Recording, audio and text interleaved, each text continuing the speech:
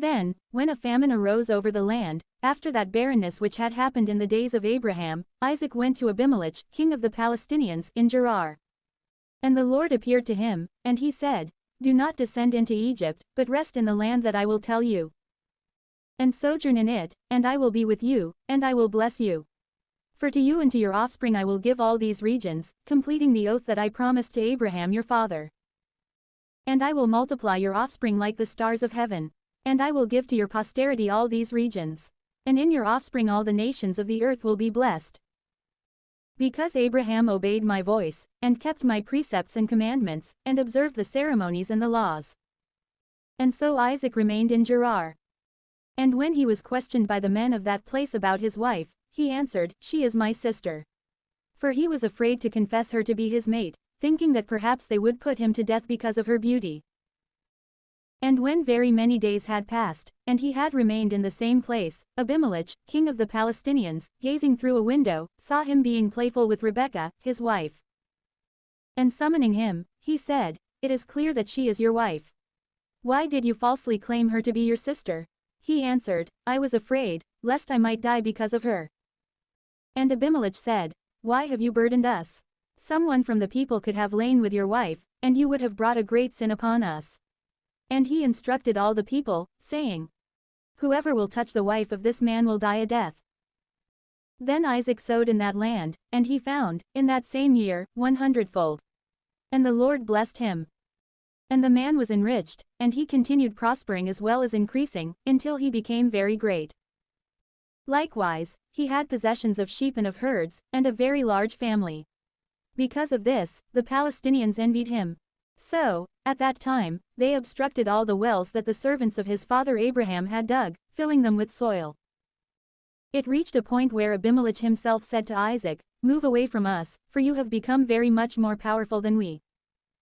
And departing, he then went toward the torrent of Gerar, and he dwelt there. Again, he dug up other wells, which the servants of his father Abraham had dug, and which, after his death, the Philistines had formerly obstructed. And he called them by the same names that his father had called them before.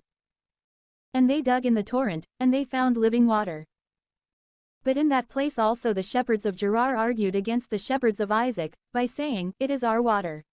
For this reason, he called the name of the well, because of what had happened, calumny. Then they dug up yet another one. And over that one also they fought, and he called it, enmity. Advancing from there, he dug another well, over which they did not contend. And so he called its name, latitude, saying, "Now the Lord has expanded us and caused us to increase across the land." Then he ascended from that place into Beersheba, where the Lord appeared to him on the same night, saying, "I am the God of Abraham your father. Do not be afraid, for I am with you. I will bless you, and I will multiply your offspring because of my servant Abraham." And so he built an altar there. And he invoked the name of the Lord, and he stretched out his tent. And he instructed his servants to dig a well. When Abimelech, and Ahazith, his friend, and Phicol, the leader of the military, had arrived from Gerar to that place, Isaac said to them, "Why have you come to me, a man whom you hate, and whom you have expelled from among you?"